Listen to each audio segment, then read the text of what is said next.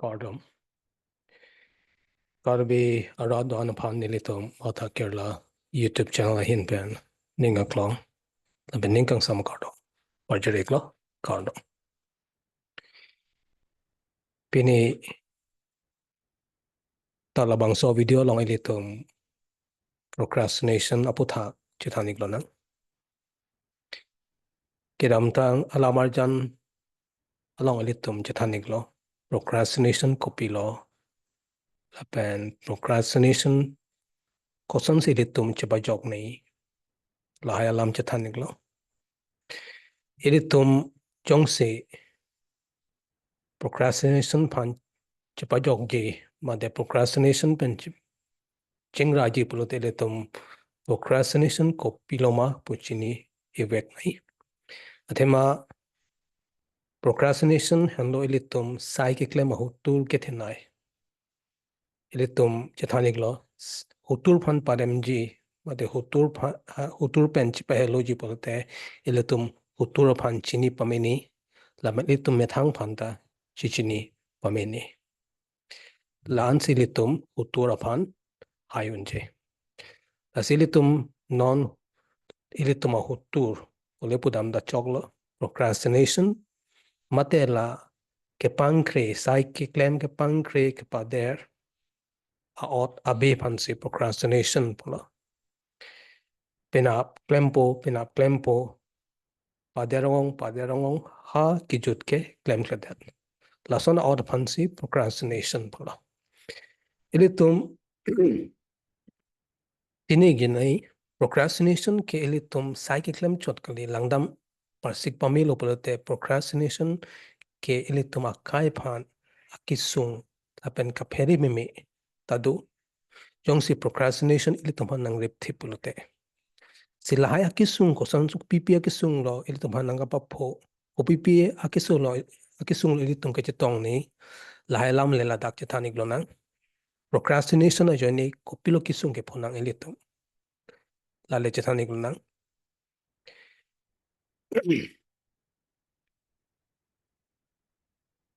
Hikaya ha warjana aha warlongta dovek procrastination ilitum hanang kapasungdo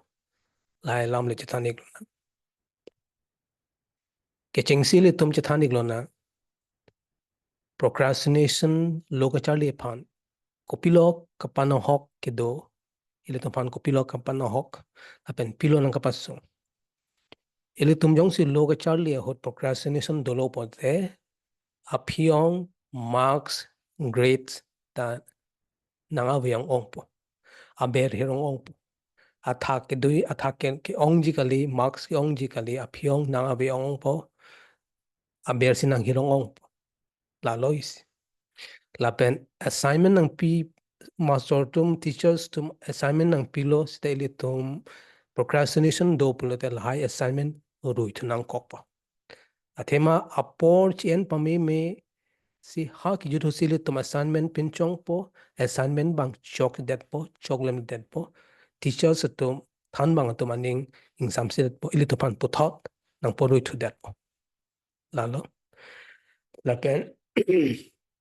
ke pas dikli aphiong phelong ong po jong sile tum la so od do kok pulote ke pader ke pankre Ajoine ilitum ha ki jud ke phel det po lapen peni aku sendun pusteli tum patang dun det po withdraw det po ong api ki ong dung lo chali sumara tum course bang patang dun det withdraw det lata procrastination Ajoine lo lapen athema aniwang silo chilang le det lo kapre kasai se klem rong lo kapre kin sa porchipi rong Ajoine lo chali atum lo chali lopote ansosi se approach pinang kokpo thame athema ke dam tang lo pore pin loke simo exam nang li podok lo mate sat nang lang po hot ke litum ansosi si approach pinang kok lapen kang ton dun lo ke charli kang ton dun school dun hoy pabeng hoy mate college pabeng hoy lata procrastination Ajoine lo basi piathelo litum lahaya ki sung phonang kok athema Procrastination Ajoine ilitum apor lo kichilang di apor chipi pederlo kaprek asai ahin si apor chipi ro la sopa. Ilitum katarle bateng pan kachini dam ke aniwang ta logo charli atum son paro isiang bong pen son thomke ra ke thomke procrastinating activities. Mate hala ilitum kaprek asai si klem wrong titi. Hala lo chelang li se kaprek asai ke klem lo ke chelang pang kre ke pader pen kaprek asai si klem wrong lo prote hala pan ke procrastinating activities polo lai hui ke ilitum apor hala lo ke chelang alar ilitum kaprek asai klem wrong pan se procrastination puta pun lo. Tas students tum lo ke chale tum ke lahan lo non kaprek asai non mekejang pusita penan apor chu detiti lo. Mate TV ke lang ta apor enpik lo la pen mobile video games ke patu lahai da eson soni lo la pen do lang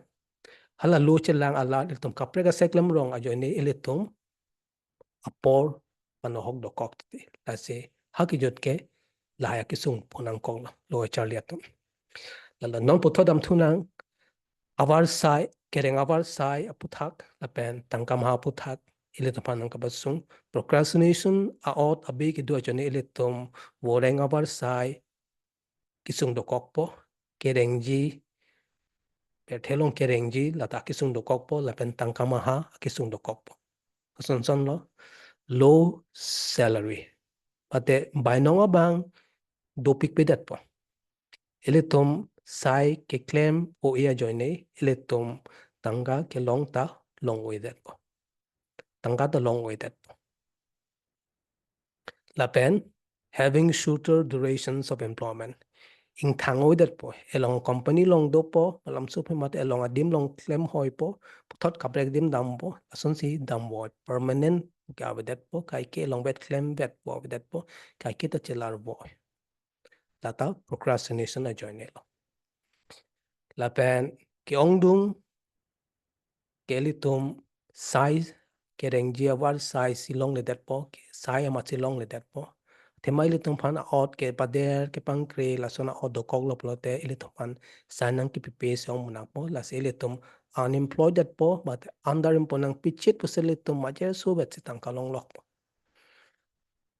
la pen non social issues ban lang nom nang muni nang bong ke chimmi mi data to kok po non sai klem ram pet isa sai hem long but the office long klem ram pela tum penil tum chi bohong nang kok po procrastination Ajoine athema ili tum jong sila so auta be do kok polo te atima bang sai ke klem paching thuru ni dat po pa prangun ni dat po ili tum inu ke pankre Ajoine ke pader Ajoine do ana sai ta prangun ni dat po la so Ajoine ili tum methang colleagues sa tum pen mate co-workers tum pen ka je bohong ko churi to kok po la si chimi men dat po la pen je po je piang bong talo ili tum jong sila so abe do kok lo polo te kapang kre kapader do kok lo polo ili tum haladak chitong nang hode po che kroi lo style tum bang le dam de dat pang kre dat polo te ili tum ang bong je po je piang bong ning ka che oi do kok po talo la pen penan song bong batening ke hang bong ta ke pang kre kapader la so do kok jani alang phan ke tang alang li ke claim ne ya sai claim ke det lo polo te hala abang kapreng hala hopun tho bang ning ko do kok po mane si ke chitong te do kok po lalo la pen ning ke do me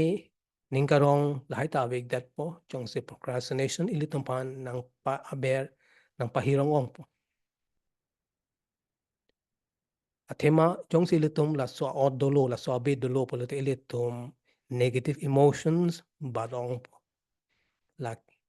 ning ke reng no to ho ason som akimi me akamatha la ningar lo akamatha la nang ba ong po letum ningarong abedat po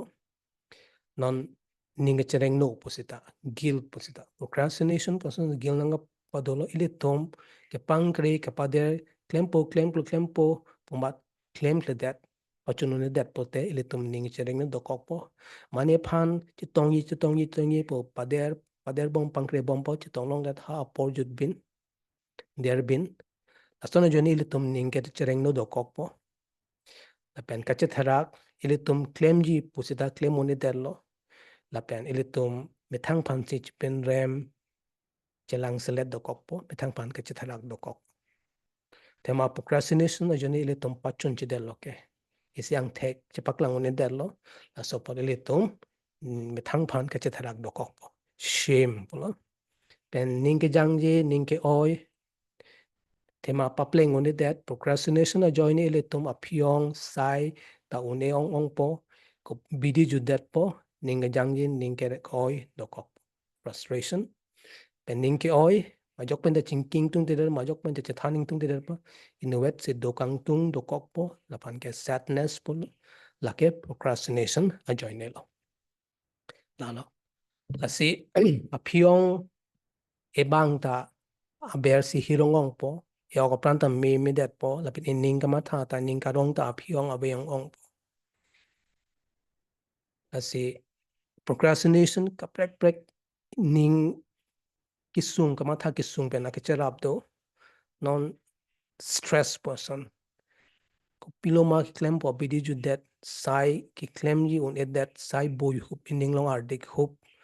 lata procrastination a join lo lapen ason akisu ke long la procrastination a join silitum la hai long lok po akisu ason son akisu akicharap do right pen abatai se ke chelang lata ason son akisi as akisu do kok po long lok po pini pathelok pini pen long lok chu pholok la son akisu long lok po letum jong silitum la so procrastination out do lo polote la so phi kido kicho ke thak lai ta memedet po ilitum kido ke thak ta memedet po kicho ta misena ke kicho ka det po la silitum ok pran memedet po la pin ning ta me o edet po pini ki dowai kichuni puta chochi det po se chelang ni puta se chelang le det po ke pangre ajoni par 60 det rdp vedet po la pen kroita krokre det po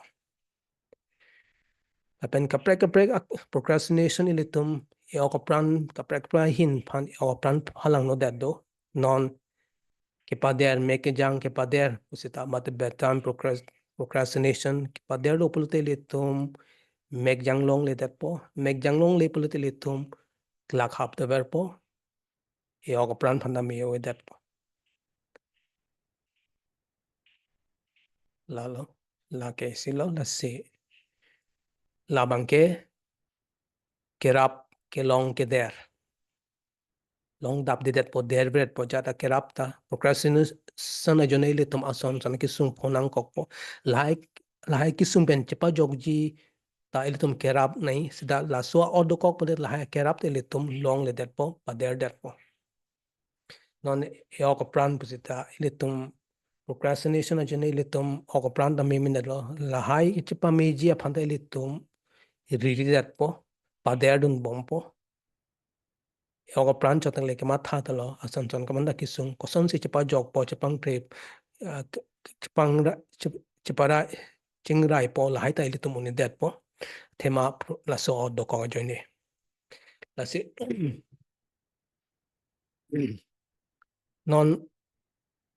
pini pini a sai ilitum e ok pran phan pa messenger inning phan pa messenger sai ta claim de jong si chini ilitum la so ni claim lo pote